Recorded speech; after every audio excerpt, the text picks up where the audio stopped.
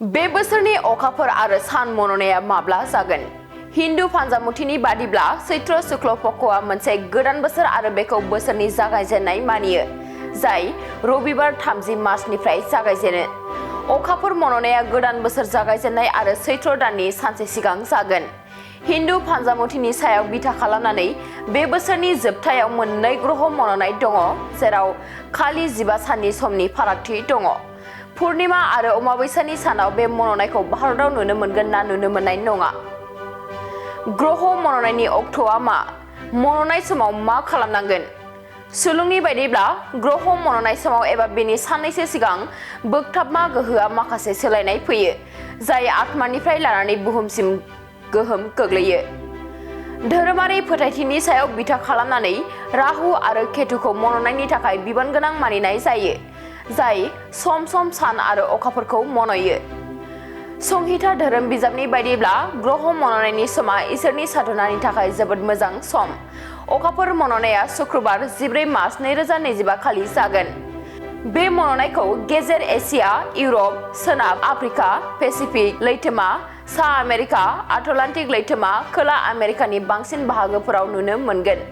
भारतारि समनि बायदिब्ला बे मन'नाया फुंनि 10:31 जागायजेननानै 2:18 जोबहैगोन। हिन्दु फान्जामुथिनि बायदिब्ला बे बोसोरनि जोबथा सान मन'नाया सनिबार 29 मार्च 2025 खालि जागोन। बे साना जोंलारियारि नोजोरजों जोबोद जुनिया जानो थांगासिनो दङ, मानोना सान मन'नायजों लोगोसे शनि ग्रहआ बे सानाव सिखांगोन आरो मीन राशियाव गोसारगोन। भारतारि सम बायदिब्ला सान मन'नाया बेलासिनि 2:20 जागायजेनगोन आरो मोनाबिलिनि 6:13 जोबहैगोन।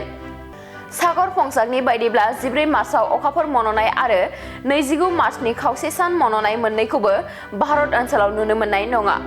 बेनि जाहोनाव मोन्नैबो मन'नायजों सोमोन्दो गोनां जायखिजाया रोखोमनि यम नेम सुतक बायदिफोरा गनायजाथाव नङा।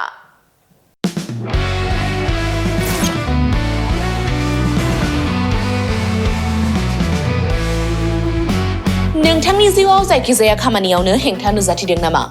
गोब्राब नाजासेयावबो जिउआव जाफुंसारनायखौ मोननो हायाखै नामा? जुदि नोंथाङा बेफोर बायदि जेंनाफोरजों मोगा-मोगि जानांदोंब्ला बे खेबनिफ्राय जिंगासिनांगौ गैलिया। मुलुग दरबाराव तन्त्र मन्त्रनि थाखाय बयनिख्रुइबो मुंदांखासिन थावनियानो जादों मायां।